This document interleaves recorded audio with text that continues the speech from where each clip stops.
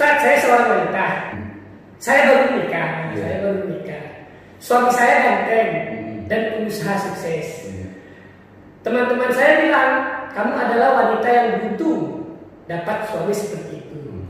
Hatinya sangat bahagia ya Ustaz, ya. Karena salah teman-temannya banyak yang bilang seperti itu. Curhat gitu. Ya. Nah, akan tetapi Ustaz, sebaliknya teman-teman suami saya bilang, kalau tadi kan teman-teman dia yang bilang, nah, sekarang sebaliknya teman-teman suami saya bilang, kalau suami saya itu dapat musibah. Iya, dapat musibah karena mendapatkan istri seperti saya, istri yang jelek dan kurang mampu. Saya kira seperti itu, Ustaz. Itu bagaimana itu, Ustaz? Jadi rezeki buat si istri kata temennya, dan kata saya kata temennya. Rezeki buat istrinya, tapi musibah buat suaminya. Itu gimana itu, Ustaz? Buat istrinya anugerah. Iya, anugerah. Buat suaminya musibah gitu ya. Betul. Jadi untuk itu sebenarnya bukan patokan. Ini kan harus apa yang harus dia lakukan. Dia tanyakan seperti itu. Apa yang harus saya lakukan untuk semua ini? Yang kira-kira mendengar inilah itu, Ustaz. Ya kan? Banyak-banyak bersyukur. Banyak-banyak bersyukur. Bersyukur itu pengikat nikmat. Dia bersyukur, apa yang dia syukuri, bersyukur punya suami seperti itu. Berarti suaminya itu memilih dia bukan karena fisik. Fisik itu bisa luntur, ya kan? Waktu umur 25 tahun oke lah, pakai bedak masih cantik. Umur 52, 62, bedak semalam apa pun nggak nyatu lagi sama kulit. Ya kan? Udah tua. Fisik bisa luntur, tapi suaminya mandangnya bukan karena fisiknya, bukan karena hartanya. Walaupun kata Nabi pilih 4. Pertama hartanya, pertama jamaliha, kecantikannya. Yang kedua hartanya, ketiga keturunannya, keempat agamanya. Tapi yang paling penting itu agamanya. Dia nggak kaya nggak apa-apa, dia nggak cantik nggak apa-apa, tapi agama. Untuk apa cantik? Kalaupun cantik dapat kita fisiknya oke gitu kan, wajahnya cantik, tapi akhlaknya, taatnya sama Allah enggak. Nah, itu sekarang yang jadi masuk ke dalam pikiran dia itu. Nah, itu bagaimana maksudnya untuk dia menyikapi hal-hal dari pendapat teman-teman suaminya itu, Ustaz. Jadikan itu motivasi. Teman-teman suami Mbak yang bilang seperti itu, buktikan. Kalau Mbak bersikap baik dengan suami semakin cinta sama Mbak, teman-teman makin kejang-kejang. Jadi kalau mikirkan orang, ini nggak selesai-selesai. Nggak selesai ibadah kita kalau mikirkan orang nggak jadi-jadi, Pak. Kami ustadz ini kalau bantu istri jemur pakaian, itu tetangga-tetangga itu ustadz itu takut sama bini tuh. Padahal sunnah rasul. Ini kalau kita pikirkan, nanti orang ngomong gini ngomong gitu, akhirnya apa? Kita nggak jadi beribadah. Udah lakukan aja tugas Mbak, laksanakan tugas Mbak. Apa bakti Mbak sama suami, lakukan aja, abdikan diri kepada suami. Nanti kalau sudah kita abdikan diri kita kepada suami semakin sayang dan cinta. Kecantikan yang dilihat suami kepada istri itu bukan karena fisiknya. Yakin dan percayalah, kalau semakin sayang, semakin cinta, semakin perhatian, semakin pengertian, rasa cinta, rasa sayang akan muncul dari hati suami tanpa kita akan pikirkan itu. Pasti datang. Biar anjing menggonggong, kapilah berlalu. Nggak peduli, nggak apa-apa kata orang. Yang penting tunjukkan kita istri soleha. Walaupun aku jelek seperti ini, tengok suamiku pakaiannya cantik, bersih, gitu kan. Celananya garisnya lurus, gitu. Sepatunya tetap kilat. Gitu. Jadi orang cantik itu istrinya. Ya semuanya serba membantu, disuruh malas, suruh ini enggak, membangkang pulang. Dakwah nanti repet dia 1 kali, dia repet 10 kali. Jadi pentingnya ya fisik bukan pandangan yang utama. Jadi nggak usah khawatir. Perempuan itu kecantikannya bukan dari fisik, tapi kecantikannya dari hati. Oke Ustaz, ini yang terakhir Ustaz. Kalau tadi yang terakhir ini yang paling terakhir Ustaz. Sebagai penutup ya Ustaz. Nah, jadi Ustaz di bulan Ramadan ini bulan Ramadan di mana berbeda seperti bulan-bulan biasanya. Kenapa? Karena masyarakat menjalankan Ramadan ini di tengah-tengah wabah virus corona. Di mana ini sangat, artinya bagi masyarakat itu sangat terasa dengan kondisi seperti ini, Ustaz, ya, dari banyak segala hal, ya, Ustaz.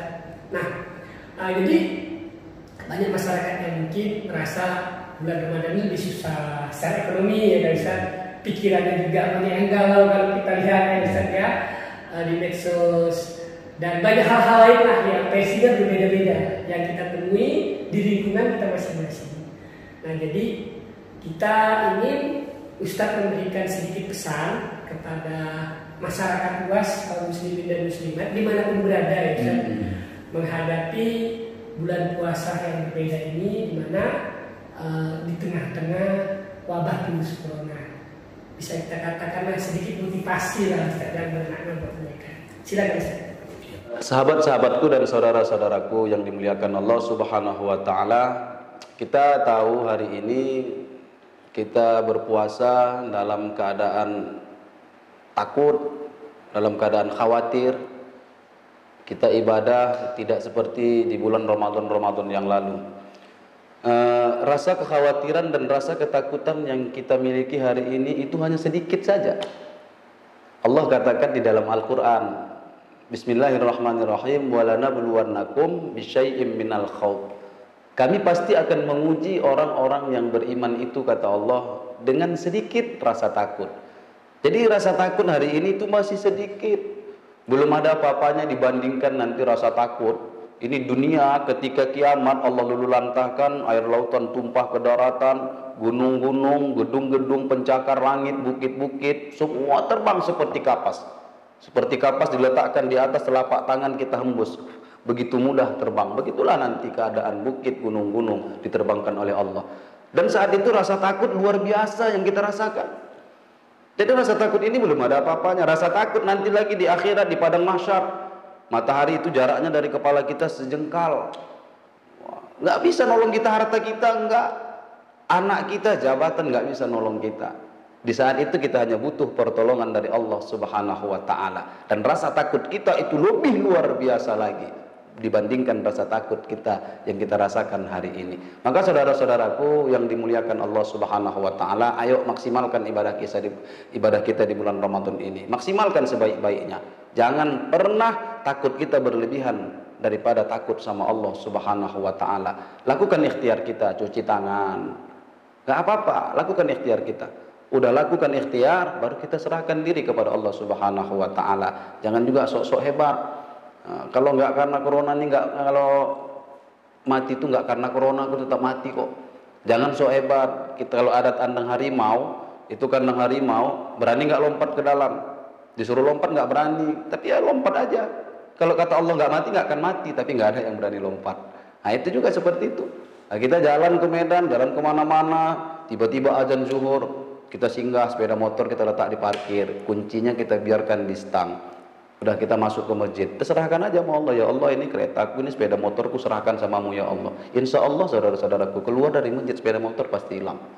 Nah itu salah satu tawakal yang salah. Harusnya kita kunci dulu setang, ambil gembok cakramnya, baru kita sholat, baru serahkan sama Allah. Ya Allah, aku sudah lakukan ikhtiarku, selanjutnya aku serahkan semua kepadamu ya Allah.